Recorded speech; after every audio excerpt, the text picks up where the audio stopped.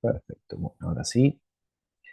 Entonces, como protocolos mamarios, lo primero como para decirles es que para hacer una resonancia mamaria, este paciente ya va a venir con información respecto a lo que le está pasando, ¿cierto? O sea, va a ser dentro de lo que es el algoritmo, ese diagnóstico que hay, va a ser lo último.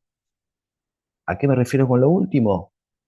Es que la resonancia tiene una gran capacidad para poder detectar un cáncer invasor. ¿Por qué? Por justamente cómo reacciona el tumor hacia lo que es el gadolinium por un lado, la difusión por el otro, y lo que es la resolución, la alta resolución que tiene la resonancia, que aporta la resonancia, y además la información, ¿cierto? De ese poder de caracterización tisular que tanto decimos. Entonces ahí ya vamos a encontrar con que este paciente va a venir con un montón de información. Ese montón de información, ¿qué es lo que va a hacer? Obviamente va a ser una mamo, va a ser una eco mamaria, vamos a tener información sobre de dónde tiene esa lesión, vamos a poner lesión, porque puede ser algo en la cual se intenta caracterizar un poco mejor en resonancia. ¿Mm? Entonces vamos a decir en dónde posiblemente está esa lesión y además cómo se comporta. Entonces ya ese paciente va a venir con toda esa información que vamos a tener que recabar como venimos hablando siempre, ¿no es cierto? Como para decir, en general, factores hereditarios, ¿sí? Esto sobre todo, obviamente, las mujeres, justamente también. Los hombres pueden llegar a tener esto, es decir, tumores mamarios raros, pero los suelen tener, suelen, mejor dicho, pasa. Y que obviamente el pronóstico para el hombre es mucho peor porque lo ignora. O sea, ignora el bultito, ignora la sensación. Entonces, ya una vez cuando esto ya empieza a, como decir, a crecer en forma de masía y demás, ya ese tumor se terminó propagando. Como regla, mm, sobre todo, obviamente, para como ahora que venimos hablando, en cuanto a mujeres, ¿sí? Ustedes, chicas que están ahí, si tienen familiares que han tenido tumores mamarios, posiblemente también ustedes lo padezcan. Entonces, sepan que si esto les pasa, les sucede esto, esta patología se puede curar, o sea, se detiene el progreso de la enfermedad, siempre y cuando esta ya no haya hecho metástasis, ¿cierto? Se haya ya propagado. Entonces, es muy importante, obviamente, el screening de ese paciente, o sea, ir y hacerse los controles, revisarse, y además también, o sea, todo lo que es la palpación, todas esas cosas, ¿no es cierto? Ver, observar si hay patrones, cambios en la piel, en la mama y demás. ¿Por qué? Porque obviamente lo que van a hacer es curarse, por más que tenga que pasar por una cirugía, por rayos, por quimios también, inclusive, esa enfermedad la van a detener. Entonces es muy importante agarrarla a tiempo. ¿Eh? Háganse los controles mamarios, ginecológicos, ¿sí? Porque son también patologías en las cuales si se abordan con tiempo, la resolución es buena, el pronóstico es muy bueno. Entonces, no dejen de hacerlo. Entonces, indicaciones. A ver, a esto que está acá son los genes. Hay estudios genéticos en los cuales ustedes pueden recabar información si poseen esto, que es el BRCA1 y 2. Esos genes, si están presentes, el paciente tiene predisposición a desarrollar cáncer de mama o cáncer de ovario, o ambos, de cualquiera. O sea, únicamente gente que a veces, el caso, uno muy resonante, muy conocido, fue el caso de Angelina Jolie, que como tenía ese gen, se sacó todo. Se sacó mamas, se sacó ovarios, sacó absolutamente todo, para obviamente no tener, no desarrollar la enfermedad. Pero sepan eso, con tiempo se cura. Entonces, indicaciones y demás, entonces, mujeres con alto riesgo. Obviamente que el screening, como veníamos diciendo, no va a ser con resonancia, sino esto va a ser ya lo último, la última parte diagnóstica, hacia después lo que es la planificación quirúrgica y después el tratamiento, ¿no es cierto? Después, cuando ya este paciente tuvo, por ejemplo, un tumor y hay que controlar la mama, lo que quedó, porque a veces esto se puede abordar, o mejor dicho, se saca el tumor en forma de cuadrantes, o sea, un cuadrante enterito de la mama, o se puede sacar la mama entera. Entonces también controlar los lechos de la lumpectomía hace de que la resonancia sea una herramienta que cada vez se utilice más. Y además también no se puede mencionar o dejar de mencionar lo que son los implantes mamarios. Implantes de seno también se controlan por eco o por resonancia. Eh, ¿Cuál va a ser por ahí la diferencia? Decir, bueno, si vamos a hacer una mama en la cual nosotros vamos a querer estudiar el parénquima mamario, el protocolo va a ser muy similar, pero sí o sí se necesita la inyección de gadolinium. Si no, el estudio está incompleto, si no, el estudio no serviría. Que después vamos a ver por qué pasa eso. Ahora, si se quiere controlar los implantes, no es necesario una inyección de gadolinium. Entonces ahí ya tienen esa información, cuándo sí es necesario y cuándo no. Ah, me acordé de algo.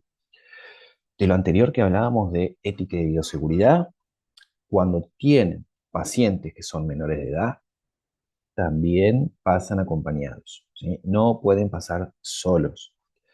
Por más que los padres inclusive les digan, no, no pasa solo, ya está grande, no, no señor, no señora, por favor, aquí tiene su consentimiento, lo firma, lo rellena y me lo da, y pasa con ese menor.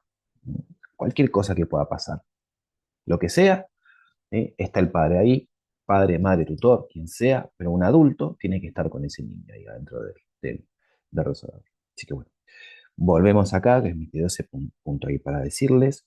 Después también decía seguimiento y quimioterapia y neoadyuvancia también. Se hacen controles por resonancia. Y obviamente está viendo, o sea, se intenta ver cuán efectivo está siendo el tratamiento para después operarlo, porque es una neoadyuvancia. Entonces, este paciente está teniendo primero aplicaciones de rayos y de quimio para reducir el tamaño de ese tumor y después operar para evitar directamente una mastectomía. Es también otra forma de indicación, mejor dicho. Así que seguimos. En cuanto a la programación de estos estudios, son estudios que son de formas, vamos a decirlo, sencillas. A medida que fueron haciéndose cada vez más potentes los software y demás, prácticamente ya no hace falta la intervención en cuanto a lo que son las curvas, porque acá se manejan muchos con curvas de captación de gadolinio, con curvas de saturación de la grasa, que antes era todo un trabajo en lo cual teníamos que medir la curva y restar lo que era la frecuencia de apreciación, la frecuencia central de esa curva, restar, por ejemplo, 220 Hz para obviamente saturar la grasa. Por ejemplo, estoy diciendo un ejemplo. Ahora ya no, esto ya prácticamente lo hace todo en forma manual el equipo, entonces a lo único que lo vamos a limitar es hacer las planificaciones y a obtener curvas de captación, que eso es, como decir, trabajo con la workstation, la estación de trabajo, que tenemos también otro sistema en el cual pasamos los estudios a ese lugar y se hacen lo que son las mediciones, en donde está la lesión, por ejemplo, cuánto contraste se captó y demás, que también es parte de nuestro trabajo, a veces sí, a veces no, dependiendo, bueno, cómo esté la consola. Los escenarios posibles que tenemos: evaluación de parénquima mamario con gadolinio, evaluación de parénquima mamario y prótesis con gadolinio. Siempre si evaluamos parénquima, tiene que ir gadolinio. ¿Sí? Evaluación de prótesis sin gadolinio, o sea, no es necesaria la inyección. Fíjate cómo siguen los cortes. Cortes coronales prácticamente no se utilizan, salvo para ver si hay ganglios. Podemos llegar a utilizar cortes coronales. Pues también no solamente se va a evaluar la mama, sino que también se va a evaluar la axila. Tenemos que también mirar eso, de un lado y del otro. ¿Por qué? Por los ganglios. Entonces, los cortes coronales pueden ya dar un dato más en cuanto a los ganglios y demás, pero en general, el paquete de cortes, o sea, en general están todos, siempre van a discurrir en forma axial. Entonces, miren, T1, T2, STIR, difusión, T1 con saturación de la grasa. Esto también es muy importante si hay implantes mamarios, porque a veces pasa de que estos implantes se capsulan, entonces hay un acúmulo a veces de líquido y se quiere saber si hay edema peripotésico, si tiene contenido o no tiene contenido de sangre. Entonces, si en el caso que llegue a tener contenido, con esta secuencia vamos a ver un aumento de la señal, entonces va a dar esa información respecto a lo que le está pasando, en este caso que es justamente tiene prótesis. ¿Mm? Axiales entonces estrictos, siempre tiene que abarcar axila, más o menos desde por aquí hacia abajo. Y después los sagitales, también hay, a veces podemos decir de que hay médicos que prefieren informar con cortes sagitales. Gustos son gustos. Ustedes eso tienen que verlo como ese médico o médica que está haciendo el estudio, mejor dicho, que va a informar el estudio, prefiere sus cortes. La inmensa mayoría son planos axiales para sacarlas en forma bilateral y en algunos lugares utilizan también sagitales. Y fíjate cómo el sagital va a discurrir siempre perpendicular a la prótesis. La prótesis va a ser la que te va a dar la angulación. En el caso de que no tenga prótesis, fíjate, pezón y abajo, o sea, siempre lo más perpendicular posible a la mama. Esta es la mejor manera de planificar este tipo de estudios. Como les decía, los coronales no son muy necesarios, ¿sí? Pero los sagitales a veces son el corte preponderante, pero bueno, en su mayoría también los axiales. Y axial estricto, sin ningún tipo de angulación ni nada parecido. Después, si tiene prótesis, con prótesis como ven acá, axial silicona, que es muy importante porque lo que hace esta secuencia es saturar grasas, saturar líquidos y lo único que nos va a dejar presente va a ser la silicona. ¿Por qué? Porque eso también se quiere evaluar si hay una rotura intracapsular mejor dicho, extracapsular de la prótesis, parte de esa silicona va a migrar por fuera de la prótesis. Entonces, lo que va a hacer el cuerpo es tratar de sacar eso. Entonces, lo saca y cómo lo saca por vía linfática, trata de sacarlo por ahí. Entonces, se terminan tapando los ganglios linfáticos. Se producen lo que las lesiones que se llaman son siliconomas, que son ganglios con contenido de silicona. Entonces, se quiere evaluar también eso. Entonces, hay una secuencia que hace esto, ¿no es cierto? Que nos saca absolutamente toda la imagen y nos deja silicona. Y después agita el T2 derecha-izquierda, cualquiera de las dos, así, de un lado y del otro. Siempre obviamente la derecha de la imagen, ¿no es cierto? Después el del axial dinámico ya con el gadolinio, el primero se hace sin contraste, o sea, se hace la primera pasada, más o menos, imaginemos que esta secuencia está dividida en 7 partes, o sea, va a adquirir 7 veces lo mismo. El primer paquete de cortes, ¿sí? Con esta secuencia de saturación, pasa sin contraste ya el segundo, a partir cuando empieza el segundo, ahí es donde se hace la inyección de gadolinio, ¿sí? Para después tener 6 axiales iguales, justamente con la progresión de contraste en el tiempo, que después eso es lo que se va a utilizar para hacer las curvas de captación. Seguimos pasando, bueno, vamos a, para tener algún tipo de referencia anatómica cuando vemos un Katy, T1. Un segundito voy a bajar porque acá. Esto silenciamos. Ahí va. Cuando decíamos entonces que tenemos una secuencia, en este caso T1, fíjense esta mama, por ejemplo. ¿Qué tenemos aquí? Vamos a ver que podemos decir que es una paciente joven. ¿Por qué? Porque tenemos mucha presencia de tejido glandular versus tejido adiposo, como vemos acá, ligamento de sostén. Acá vemos por un lado y por el otro. Entonces, tejidos nos va a dar morfología. ¿Alcanza esta secuencia como para decir, esta paciente tiene algo? Yo sé que sí que lo tiene, pero por ejemplo, vos decís, es una imagen patológica este caso y te dirías como que, no sé, no sabrías decirlo, ¿no es cierto? Pero fíjate una cosa, mira, la piel. Cuando uno de los patrones que hay cuando existe un tumor mamario es el cambio de la piel, se llama la piel de naranja, que se empiezan a hacer todos puntitos en la piel, tan, tan, tan, tan, tan, tan, tan. Ok, eso es lo que sucede con este tipo de tumor. Mejor dicho, con algunos de estos tipos de tumor, porque no son todos iguales. Hay tumores que son circunscriptos, redonditos, que son un bulto, tan, tan, ahí, tac, pero hay otros que no tienen esa forma, ¿sí? Que se empieza a crecer el tumor y se empieza a expandir, o sea, infiltra todo el tejido. Entonces no es un tumor propiamente dicho, o sea, ustedes no ven una bola, no ven una masa, ven un cambio, por ejemplo, en este caso la piel. Si observan acá de un lado, piel, y observan acá, acá dicen que hay un cambio, ¿verdad? Hay un aumento de grosor de esa piel. Entonces vamos a pasar en imágenes, en este caso también lo que les decía anteriormente, parte de ganglios. Por eso Fíjate aquí el esternón, la parte ya del vamos esternón, aquí arriba, bien, bien arriba. Tenemos que estudiar conglomerados de ganglios. ¿Por qué? Porque si llega a haber realmente patología, estos ganglios vuelan. Queremos saber también si tienen o no tienen tumor. ¿Mm? Entonces, siempre abarcar axila. Ojo con las bandas de presaturación.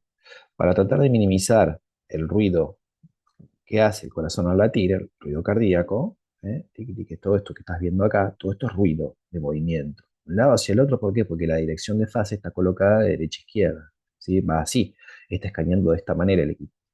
Si la ponemos así, todo esto se nos mete acá en la mama, entonces no nos va a servir. Entonces se suelen colocar bandas de presaturación para tratar de disminuir la intensidad de ese ruido. O sea, que no nos aparezca, pero ¿qué es lo que le va a pasar? Nos borra directamente la imagen. Entonces acá nos estaría borrando parte de la axila. Entonces, ojo con la colocación de este tipo de bandas para este estudio. ¿Por qué? Porque la axila es importante. Estamos pasando el mismo caso anterior. Fíjate ahora sí, el STIR, obviamente, el STIR siempre buchoneando donde hay cosas raras. Fíjate, entonces la mama derecha por un lado y la mama izquierda, obviamente te dice, acá está pasando algo, ¿no es cierto? Ahí está el problema. Y esto es lo que les decía. Es que todos no están viendo una lesión circunscrita, sino que están viendo cambios en la piel y el tumor está dentro, se mete en el tejido, infiltra. Hay de dos tipos de tumor. Uno que es de los ductos, o sea, un tumor ductal, cuando digamos, hay cambios celulares de los ductos, y después el otro que es la unidad funcional de la mama, que son los lobulillos. ¿Sí? Otros son los dos tipos de tumores los cuales se pueden llegar a encontrar, bueno, en la mayoría, ¿no es cierto? Después también hay sarcomas, hay algún otro tipo de lesiones, pero la inmensa mayoría son estos dos, son ductales o lobulillares, cualquiera de los dos. Entonces, lo que se sospecha es una posible patología de esta mama, obviamente, ¿cierto? Te cambió acá muchísimo líquido, acá decís, ¿y esto qué es? ¿Todo esto qué es? Pero esto es tumor, justamente. ¿Mm? En este caso también tenemos una marcación de un clip anterior que fue colocado porque este paciente ya tuvo algún tipo de lesión y se dejan lo que son los clips metálicos que van puestos en donde estaba la lesión anterior. ¿Eh? Hola, profe, no podía conectarme, por favor, ningún problema. Solange, cuando puedas, la miras, así que ya van a estar ahí en la plataforma para que las puedas mirar. Eh, entonces acá tenemos esta marcación y fíjate cómo justamente el metal borra parte de la imagen, o sea, normal. Entonces ahí ya este paciente tuvo una lesión anterior. Que ver obviamente con una mamografía para ver el hilito ahí metálico. Tic, ahí. A ver, ¿qué más? Profe, las bandas de saturación es lo que se denomina el SHIM. El SHIM es otra cosa. El SHIM es como si fuese como decir, una calibración. Lo que hace el equipo cuando vos empezás una secuencia, lo que hace el equipo, el shimming, ese que vos decís, que pones, es que imagínate lo siguiente. Está la frecuencia de resonancia, que vos ya sabés cuál es, porque el equipo te la está dando por la potencia de ese campo magnético. Pero ¿qué pasa? Es variaciones de eso. Entonces, esas pequeñas variaciones se tratan de corregir con el shim, que lo que se hace es buscar justo los puntos de más señal para ubicar justamente las bandas en ese lugar. O sea, lo que sería no las bandas, sino la información, para que haya señal en ese lugar. O sea, se calibra. Vos lo que vas a escuchar es una calibración que hace y va justo hacia el centro. Eso es lo que es hacer un gym. Cuando vos ves las dos curvas de lo que son las poblaciones más abundantes de hidrógenos, vas a tener agua por un lado y vas a tener hidrógenos de la grasa por el otro. Dos curvas vas a tener. El gym lo que hace justamente es apuntar y calibrar hacia esos dos picos más grandes que vas a tener. Las bandas de presaturación son una desestabilización del campo magnético, justamente producto de las bobinas de gradiente, que se colocan en forma, vamos a decir, paralela a estructuras. En columnas había algunas, lo que pasa es que yo en columnas la mayoría no las tengo puestas esas bandas porque no quiero borrar parte de la imagen, y además también el ruido peristáltico prácticamente es menor cuando trabajas mucho con bobinas posteriores. A ver, lo que te quiero decir es que una banda de presaturación colocada en este lugar, en este sentido que vos ves en forma de derecha-izquierda, ¿sí? Lo que te hace es borrar directamente la imagen. ¿Cómo lo borra? Desestabiliza a los hidrógenos de esa parte. ¿Por qué? Porque está restando campo magnético, entonces te saca señal. A sacarte señal vos vas a ver toda una sombra que se borra. ¿Mm? Te puedo mostrar alguna particularmente, no creo que haya acá en Mario, pero sí está en columna. En columna, fíjate que tiene que haber alguna puesta así, de alguna forma, o bueno, después de última busco para que puedas mirarlo. Pero es otra cosa. El gym es una calibración y una banda de presaturación es justamente eso, es presaturar parte de un tejido para tratar de evitar ruidos, ya sea peristáltico, ya sea de latido, el ruido que se te meta justamente en la imagen. ¿Eh? A ver qué más acá. Bien, ahora sí, perfecto. Vamos con eso. Entonces, utilización de gadolinio. Para el parénquima mamario tiene que estar el gadolinio, como les decía anteriormente, 6 o 7 veces fases de adquisición, después de que el primero sin, después el resto con. Ustedes, en la mayoría de los equipos, ¿no? Tienen dos formas de poder hacer esto. Decir, bueno, a ver, ¿cuándo va el contrato? ¿Y cómo sé cuando terminó de hacer una y empieza la otra? Porque a veces está esta pregunta. O sea, si son 6 o 7, ¿cómo sé cuándo ya empezó la primera? Ustedes van a escuchar el resonador, hay que escucharlo. Es decir, a veces uno ya con la práctica y con los años escucha lo más del resonador y ya sabe qué secuencia está corriendo. Entonces, lo que termina pasando es que se ponen estas 7 adquisiciones, unas seguidas de la otra sin pausa, porque esta inyección es dinámica, obviamente, van a hacer la inyección a medida que el resonador está adquiriendo. ¿Eh? Pero ¿qué va a pasar? Van a escuchar un cambio de intensidad del sonido. Van a escuchar que el sonido empieza de una forma, tan, tan, tan, y cuando llega a una parte, que son más o menos 1 minuto y medio, dos, que puede llegar a durar esa primera fase, ¿sí? El sonido al resonador hace como un cambio, hace un tan y empieza otra vez. Y ahí ya sabes que está adquiriendo la segunda. O sea, también en parte del oído para escuchar lo que pasa con el resonador. A veces tenemos el médico, a veces no, y hay que hacerlo en forma manual desde ahí, ¿cierto? Con la colocación, inyección y demás, cuando hace el cambio de la siguiente adquisición. Entonces, el médico evalúa las captaciones de contraste y cómo se comporta la lesión en el tiempo. Esto es fundamental. Por eso es que el gaudinio tiene que estar sí o sí. Vamos a ver los que son estas lesiones, ya sean benignas o malignas, y sí, cómo se comportan con el contraste. O sea, qué es lo que se mide, de qué forma se saca esa información. Entonces, el contraste, como ves acá, esta mama normalita, no prácticamente no hay captaciones, no ves que no haya captaciones, pero acá sí, no estábamos viendo antes. ¿Sí? ¿Ves acá? Todo esto tiene un aumento de la señal, ¿cierto? Todo ese contraste le gusta estar ahí, entonces algo está pasando. Y eso es lo que vamos a ver. Después, con estos estudios mamarios, lo que se hacen son sustracciones de tejido. ¿Ves? Acá dice, por ejemplo, axiante 1, FATSAT, gadolinio con sustracción. O sea, se sustrajo todo lo que es señal, pero solamente te va a dejar puntos de hiperintensos en la imagen. O sea, uno puede prácticamente con los software que hay, sacar una cosa, ponerle o agregar la otra por sobre. O sea, uno puede ir sustrayendo diferentes tipos de señales. Y una de las formas en las que se hace es sustraer toda la señal para dejar solamente los puntos hiperintensos, que es justamente el MIP, MIP. O sea, las proyecciones de máxima intensidad, donde cual vemos un volumen de todo eso que se adquirió, y observamos dónde hay captación por estos puntos de hiperintensidad. Pero en la mama en sí no la vemos, no vemos tejido. Entonces aparece la imagen una medición de la longitud. Es lo que le quería apuntar también. Cuando son este tipo de tumores en los cuales se infiltra todo el tumor dentro de los tejidos y no tenemos un tumor circunscripto, todo es tumor. Entonces, esta mama obviamente se tiene que ir. Va a haber, es tan grande el tumor que la única forma, ¿sí?, es hacer mastectomía. Entonces, como decía acá, el tumor se esparce por la mama, invadiendo tejido. Posiblemente estemos ante un tumor de tipo lobulillar, que tiene ese comportamiento. Pero bueno, esto no es siempre así. Pero generalmente los lobulillares tienen ese comportamiento infiltrativo. Los ductales crecen y hacen tumor, y hacen una bola, como esta que ves acá.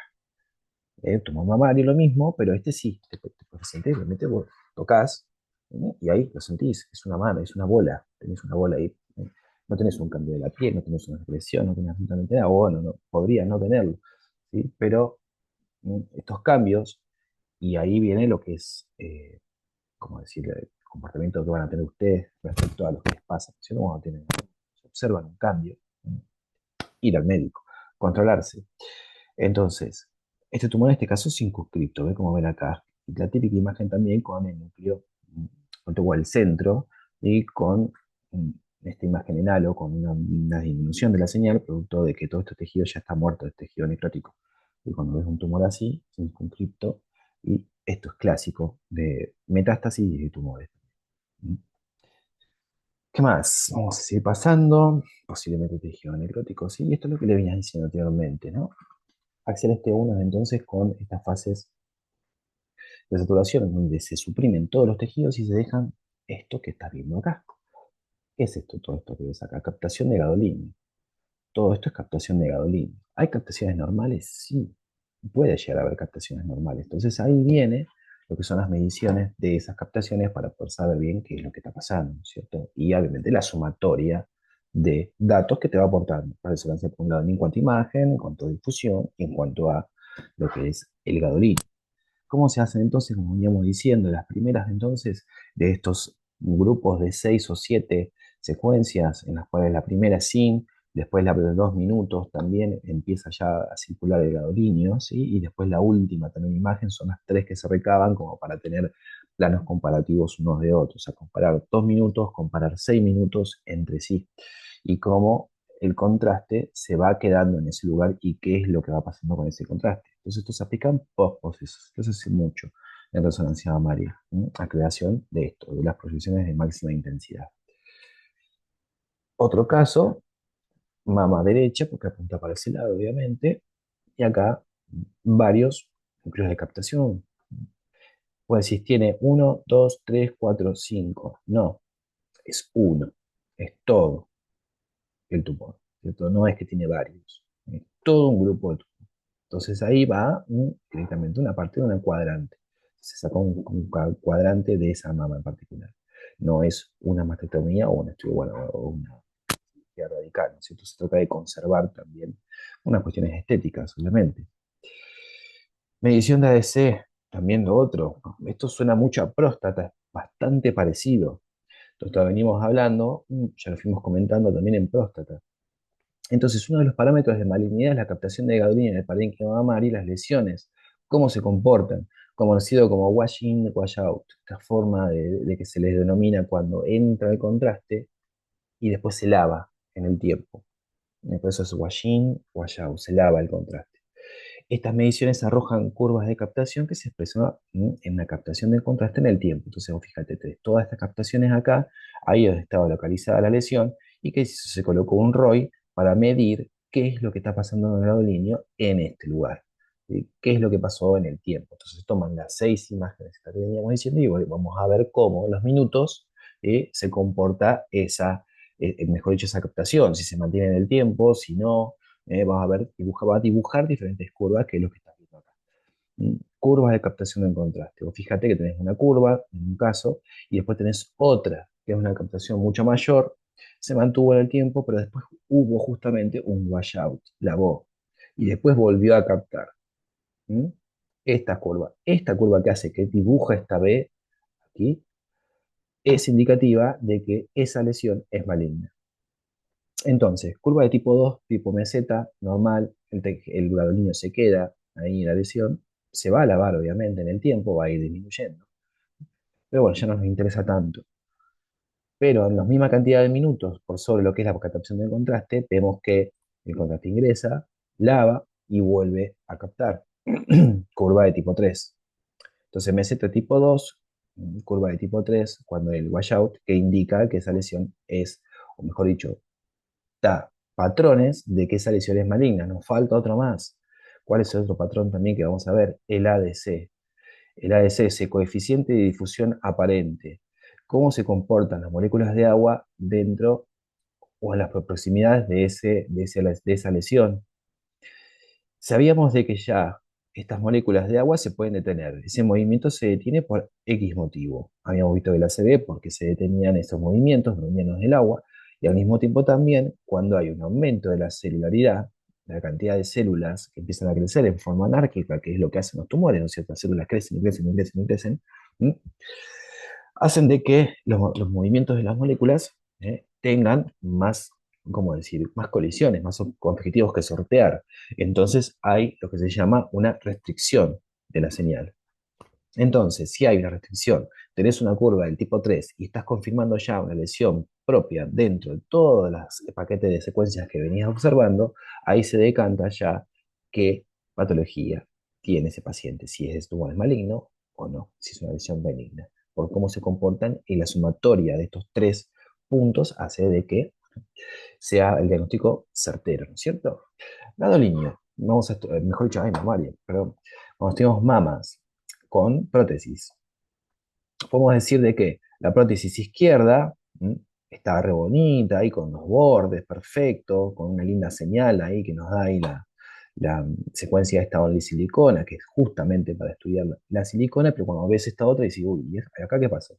¿Qué es esto que ves acá? Estos son signos que indican que hay una ruptura, ya sea intra o extracapsular, cualquiera de las dos formas. Estas cosas que ves acá, estos gránulos, se llaman también, les dicen gránulos de sal. A estos signos le dicen, ¿cómo era? Era los signos del espagueti o del linguini, me dicen también, cuando hay este tipo de rotura, ¿no es cierto? Y acá lo que se teme es que esta silicona migre hacia afuera y también tapen la circulación linfática. Acá tenemos también el mismo caso, ¿no es cierto? Mirando un lado, mama de la parte derecha, la prótesis derecha y la prótesis izquierda, ¿cierto? O sea, ¿cuál está mal? Obviamente, esta, ¿cierto? Todo esto que le decía anteriormente, miren, edema periprotésico.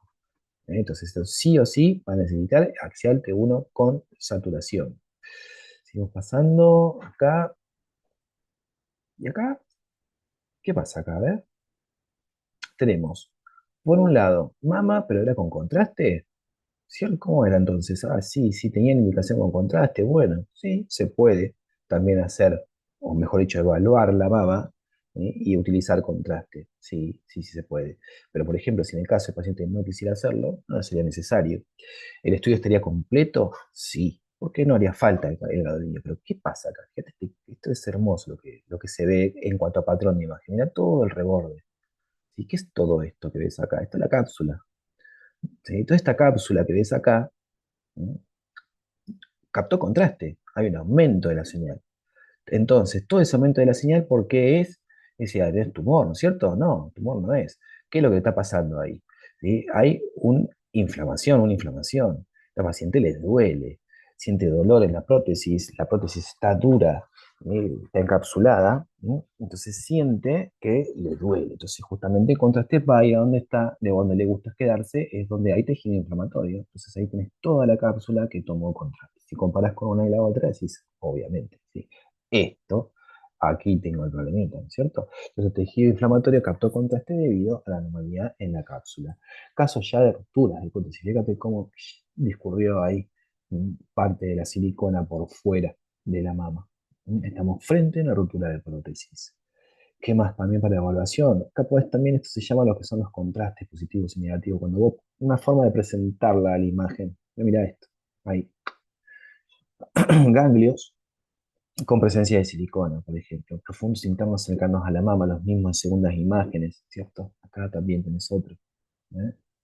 Ganglios que tienen contenido de eh, silicona, ¿por qué? Porque se rompió justamente uno. Mira lo que pasa acá. Tiene otro caso para mostrar que fíjate cómo se borró perfectamente la mama derecha, saturó absolutamente todo y dejó silicona, pero la izquierda no tanto. Ahí viene lo que decía la compañera, el shim. Sí, ese shim ahí, en este caso, estuvo algo defectuoso. ¿Por qué? Porque no se calibró exactamente bien esa curva, quedó un poquito bajo, entonces todavía sigue habiendo algo de señal ahí. Fíjate acá cómo todavía se sigue viendo parte de tejido, ¿no es cierto? Cuando ves este lado, no, sí está muy bien saturado, pero de esta parte sí. Hay aquí un problema que es la calibración.